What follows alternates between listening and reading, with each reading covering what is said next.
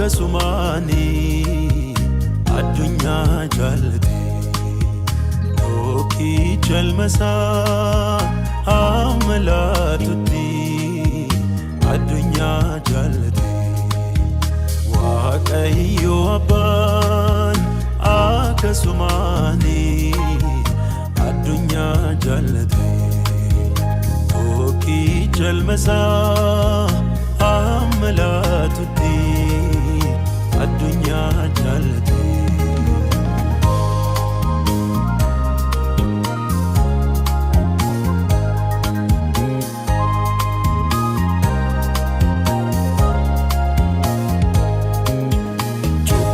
Adam jalqaba kullana hambisee jura abdiin qabne godheena teessisee gara laafessi koo Yesuus na mul'atee ofii qullaa ta'eetu ayyaana na uffisee galataan guutameera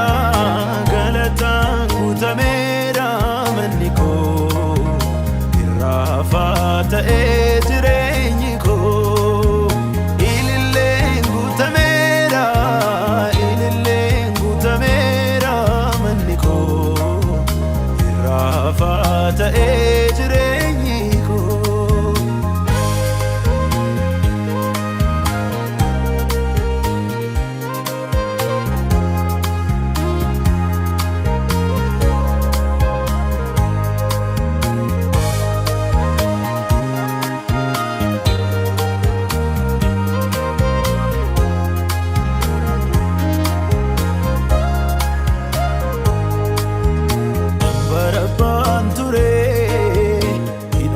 dabarfamee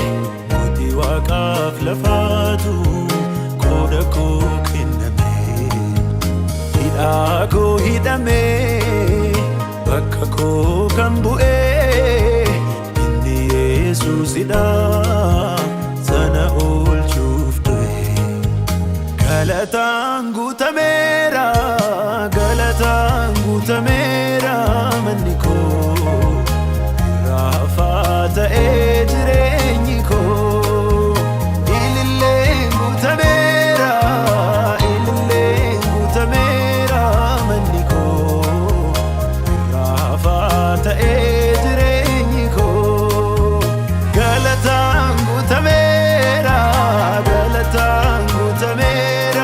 manni koo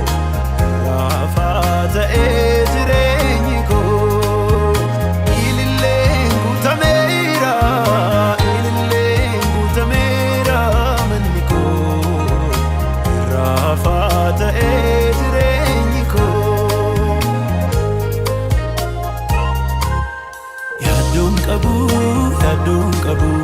Yaaddoon qabu kana booda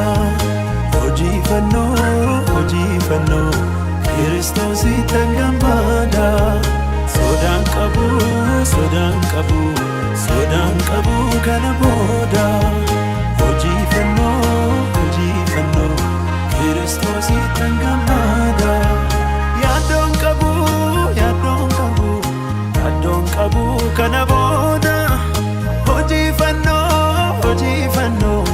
Kiristoositti gammada